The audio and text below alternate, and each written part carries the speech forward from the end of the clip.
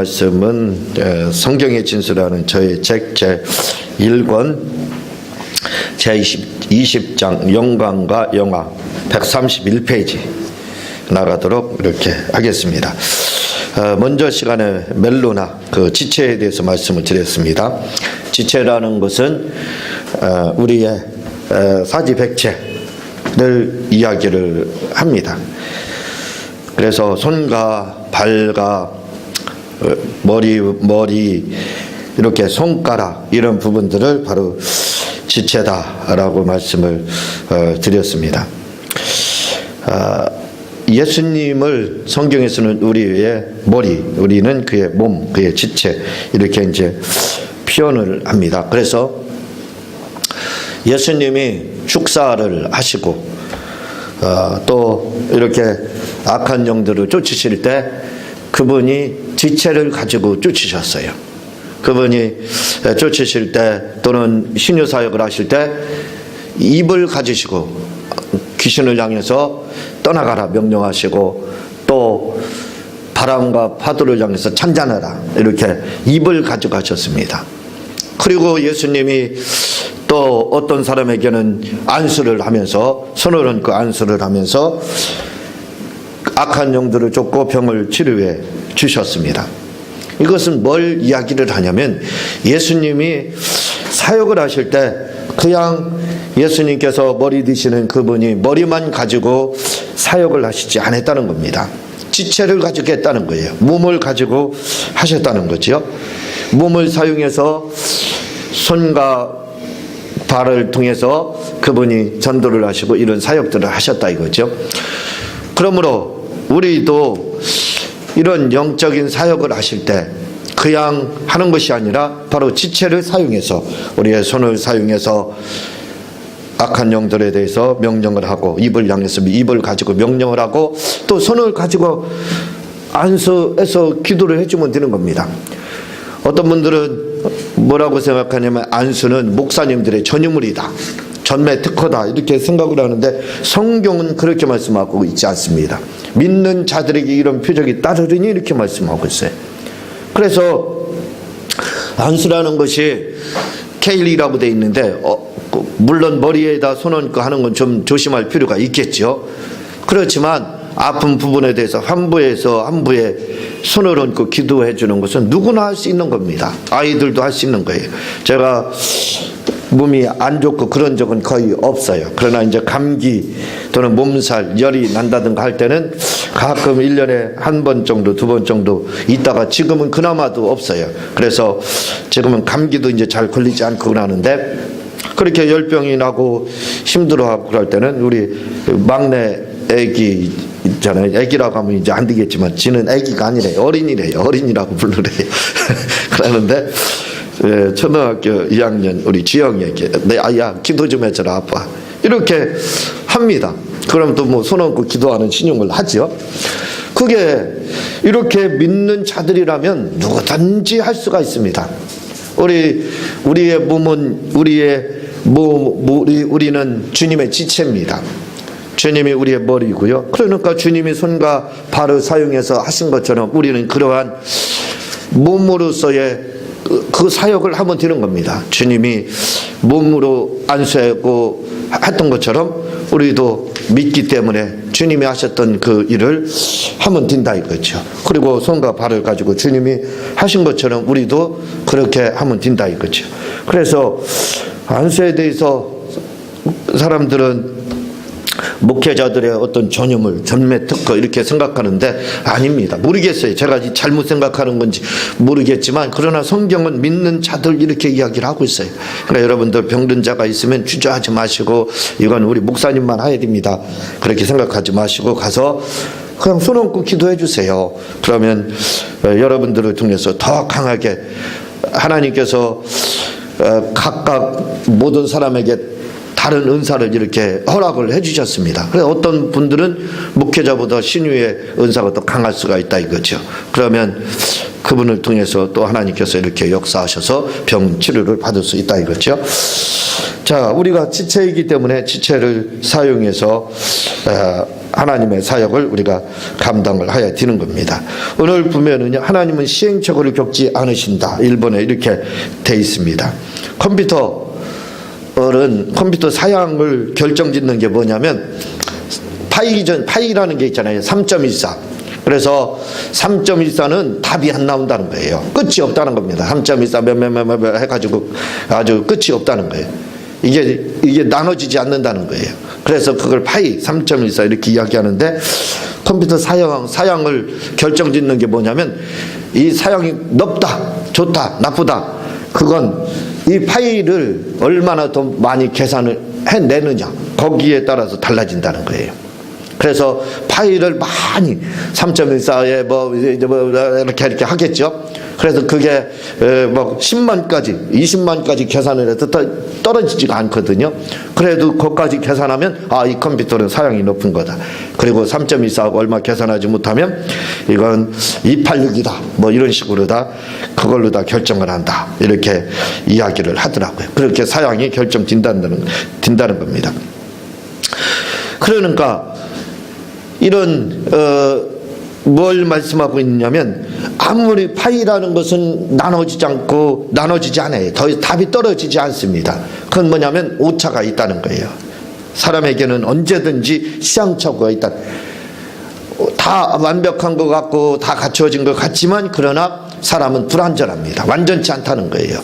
그래서 어딘가 부족하기 때문에 우리는 시행착오를 겪을 수밖에 없습니다. 어떤 분이 오셔서 또 이제 여러분들을 대하다 보니까 여러 다양한 부류의 분들을 만나게 돼서 이야기를 나눌 기회가 저는 있습니다.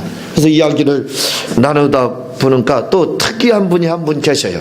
자기가 마치 제갈공명이래요. 자기는 제갈공명이래. 모르는 게 없다는 겁니다. 그래서 모든 사람이 다 자기한테 배워야 된다는 거예요. 그래서 교회는 다니시냐니까 다닌대요. 그래서 직분은 어떻게 된다니까 직분은 없대요. 근데 뭐라고 말씀하냐면, 자기 목사님도 자기한테 배워가지고 목회를 자기가 그만두라고 해서 그만뒀다는 거예요. 그리고 목회를 그만두고 갤러리 하세요 해가지고 자기 말 들어가지고 갤러리를 해가지고 모든 사람들은 자기의 말을 들어야 된다 하면서 자기는 완벽하다는 겁니다. 예? 참 그 얘기를 듣고 제가 답답한 마음 금할 수가 없었습니다. 다 배워야 된다는 거예요. 모든 사람들이 다 자기 제자라는 거예요. 저도 배워야 된다는 거예요. 오셔가지고 그렇게 이야기를 하는 겁니다. 모든 사람이 다 배워야 된다는 거예요. 그래서 제가 어느 책을 본 내용이 생각이 나가지고, 그렇게 완벽하시면 완벽하시고 모든 걸 다 알고 제갈공명 같으시고 다 갖춰주시고 완전하신 분이라면, 시행착오나 이러한 오차 이런 것이 없으시다면, 그러면 제가 선생님 한 가지 질문을 드리겠습니다. 그 눈썹 위에 있는 그 눈썹이 있잖아요. 그 눈썹 숫자가 어떻게 됩니까? 라고 제가 질문을 드렸어요. 그랬더니 이거 모르는데, 당연히 모르지요. 하나님은 그걸 다 아신다라고 하면서 제가 복음을 이렇게 전했던 적이 있습니다. 당신의 그 많은 학식과 학문을 제가 인정을 해줍니다. 당신이 지혜로운 것도 인정해 줍니다. 그러나 사람은 불완전하기 때문에 완전하신 하나님께 관심을 좀 가져주세요. 오늘부터는 사람들 가르치려고 하지 마시고 하나님께 좀, 완전하신 하나님께 배우시라고, 좀 하나님께 기하에서 하나님으로부터 좀 지도를 받으시라고, 이렇게 제가 하면서 말씀을 들은 적이 있습니다. 이렇게 사람은 완벽한 것 같지만 완벽하지 못하다 이거죠. 사람보다 더 계산을 잘하는 그 슈퍼컴퓨터라고 하는 사양 높은 컴퓨터조차도 완벽하지 못하잖아요. 그래서 3.14에 대한 파이 하나 3.14도 계산을 못 내잖아요. 그 계산내지 못하고 있습니다. 피조물이라는 존재는, 우리는 다 이렇게 불완전해요. 어딘가 모르게 부족한 것이 있다 이거죠. 그래서 완전하신 하나님을 우리는 믿을 수밖에 없게 되는 겁니다. 그리고 그분을 의지하게 되는 거예요. 왜? 불안하기 때문에. 우리는 불완전하다 이거죠. 그래서 완전하신 그분을, 온전하시고 완전하신 분을 우리는 믿어야 되는 겁니다. 두 번째 보면 이 영광이라는 게 나오거든요. 이 영광이라는 말은 영화영자에다 빛광입니다. 그러니까 우리말로 해석을 하게 되면 영화로운 빛, 이렇게 이야기를 할 수가 있겠죠. 영화로운 빛입니다. 어떤 분이 라디오를, 극동방송을 이렇게 듣다 보니까 뭐라고 이야기를 하냐면, 영광이라는 것은, 영광을 다른 말로 하면 성령이다, 이렇게 또 이야기하는 분이 있더라고요. 영광이 성령이다. 그런데 그건 좀 잘못된 말입니다. 영광과 성령은 달라요. 그래서 영광이 성령이다 라고 이렇게 이야기를 하는데, 영광은 성령님이 아닙니다. 그러나 이렇게는 말씀하고 할 수가 있어요. 뭐라고 말씀을 드릴 수 있느냐면, 영광이라고 하는 것은 성령의 임재 가운데 나타나는 임재 현상이다 라고 이야기하면 괜찮습니다. 우리 성령께서 임하시게 되면, 성령은 어떤 분이시냐면 바로 암행어사와 같은 분이십니다. 그러니까 성령이 임하시게 되면 보이지 않는 그런 포졸들이 따르게 돼요. 보이지 않는 포졸들이 따르게 됩니다. 이 보이지 않는 포졸들이 따르는데, 이 포졸들이 무엇을 말을 하냐, 바로 천사를 말을 하는 거예요. 그러니까 성령이 임하게 되면 그분을 따라서 저 보이지 않는 포졸인 그러한 천사들이 따르게 됩니다. 그리고 그 천사들과 함께 같이 동행한다고 해야 되나요?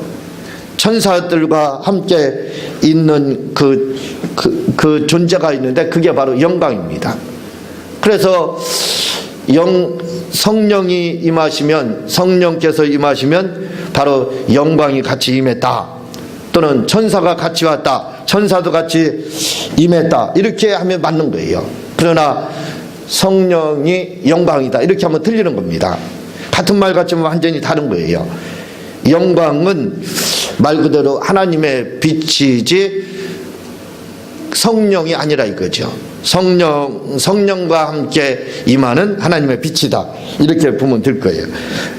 분명히 성경에서는, 요한복음에서는 이야기를 합니다. 뭘 이야기를 하느냐면, 성령은 어디에서 온다고요? 아버지의 품에서 임하는 거다, 아버지의 품에서 오신다, 이렇게 말을 하고 있습니다. 그러나 영광이라는 것은 쉽게 말을 해서 영화로운 빛, 이렇게 이야기하는데, 하나님의 빛을 말을 하고 있습니다.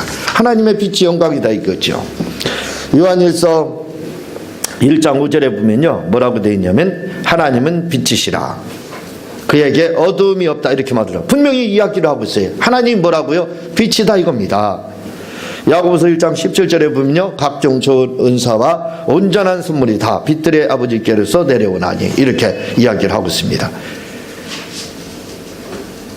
요한일서 1장 5절에 분명히 말씀을, 하나님은 빛이시다 라고 말씀을, 빛이다 이거죠, 하나님이. 그러니까 영광이라고 하는 것은 하나님은 빛이신데 그에게서 나오는 빛, 그걸 영광, 이렇게 보면 되는 거예요. 그래서 제가 이 책에서 뭐라고 이야기하냐면, 바로 후광과 같이 생각하면 된다라고 말씀을 하고 있습니다. 영광이 뭐냐? 후광과 같은 거예요. 후광, 여러분들이 이 성화나 이런 걸 보게 되면 뭐가 보이냐면, 예수님이 계신 곳에 하나님의 빛이 반짝반짝반짝하게 이렇게 싸고 있어요. 그 후광. 그러니까 하나님은 빛이신데 그에게서 나온 빛을 뭐라고 하냐, 바로 영광, 이렇게 이야기하는 겁니다. 그래서 하나님과 후광이다 하면 이게 또 맞는지 안 맞는지, 정확하게 표현이 되는지 어떻게 되는지는 모르지만, 그냥 이해하기 쉽게 하나님은 빛이시고 그에게서 나온 빛이 바로 이 영광이다. 그러니까 우리 식으로 여러분들이 알아듣기 쉽게 이렇게 보게 되면 뭐냐면, 바로 후광이라고 하면 빛이 번쩍번쩍 하잖아요. 그렇게 여러분들이 받아들이면 아마 쉬울 것입니다. 그러니까 영광이 임했다 하는 것은 결국은 뭐냐면, 하나님이 임했다, 이 말을 이렇게 보면 되는 거예요. 영광이 임한 자리에는 꼭 나타나는 것이 있습니다. 그게 뭐냐면, 성령이 임하셨고 그리고 그에 따라서 천사도 같이 왔다. 이렇게 보면 되는 거죠. 이 우주가요, 아인슈타인은 이 우주에 대해서 뭐라고 이야기하냐면 우주의 지름, 반지름이 350억 광년이라는 거예요. 그리고 지름이 700억 광년이라는 겁니다. 그리고 우주가 끝이 없는 것 같지만 우주가 끝이 있는데 한 바퀴를 도는데 2000억 광년이 걸린다는 거예요. 그 2000억 광년이 걸린다 이렇게 말하는 것은 뭘 이야기하냐면 빛을 말을 하고 있습니다. 빛이 얼마나 빠르냐면 여러분들이 알고 있겠지만 똑딱할 사이에 지구의 7바퀴 반을 돈다고 그래요. 7바퀴 반을 도는 겁니다. 그 정도로 빠른 것이 뭐예요? 빛이에요. 그런데 그 빛으로 우주를 벗어나려면 700억 광년이 걸린다는 거예요. 그리고 그게 우주에서 빛이 출발을 하게 되면, 빛을 발사를 하게 되면요, 그 빛이 한 바퀴로 돈다는 겁니다. 그래서 돌아가지고 다시 돌아오는데 얼마나 걸리냐면 2000억 광년이 걸린다는 거예요. 우리가 생각하기에요, 아니 빛이 발사했는데 빛을 여기서 스타트 발사를 딱 했어요. 근데 그 빛이 우주를 한 바퀴 돌고 온다는 거예요. 이게 가능합니까? 빛이요, 딱 여기서 발사를 했는데 그 빛이 돌아오는데 얼마나 걸리냐면 2000억 광년이 걸린다는 거예요. 참 묘합니다. 우리가 보기에는 이 빛이라는 것이요, 반드시 직선으로만 가는 줄 알아요. 그죠? 직선으로 가는 것처럼 이렇게 보입니다. 그런데 아인슈타인은 그렇게 말하지 않고 있습니다. 뭐라고 이야기하냐면 빛은 굴절한다는 거예요. 빛이 피해간다는 겁니다. 부딪혀서. 여러분들이 약간 이해를 쉽게 할 수 있는 것이 뭐냐면 빛이 물에도 반사가 돼요. 그렇죠? 빛이 물에 흡수되는 게 아니에요. 반사가 됩니다. 거울에도 반사가 돼요. 그래서 이걸 뭘로 다 이야기하냐면 빛은 살아있다, 이렇게도 이야기할 수가 있는 거예요. 빛이라는 것이 우리가 보기에는 없어지는 걸로 생각하는데 없어지지 않는다는 겁니다. 창세기 1장 3절에 보면요, 하나님이 맨 첫째 날 뭘 창조하셨냐면 빛이 있으라 이렇게 말씀하셨습니다. 그러니까 빛이 있어요. 근데 그 빛을 향해서 하나님이 보시기에 좋았더라 하는데, 이게 창세기 1장 3절에 나오는 이 빛이 어떤 빛이냐면 풀리지 않는 신비입니다. 이 빛을 풀이하는 사람이 없어요. 아무도 이 빛에 대해서 정확하게 이야기를 못합니다. 왜냐하면 태양과 달빛은 언제 만들어졌냐면 4일째 만들어졌어요. 그러니까 태양도 아니고 빛도 아니, 별빛이나 달빛도 아니라 이거죠. 그럼 이 빛이 뭐냐 이거예요. 그래서 이 빛에 대해서 어거스틴은 천사를 말한다, 이제 이렇게 이야기하는 겁니다. 그런데 원어에는 오루, 번개 이렇게 돼 있어요. 그런데 이 빛이 뭐냐 이거예요. 요즘에 과학자들이 밝혀내는 게 뭐냐면 우주 창조는 우주가 어떻게 해서 만들어졌느냐, 빅뱅에 의해서 됐다는 겁니다.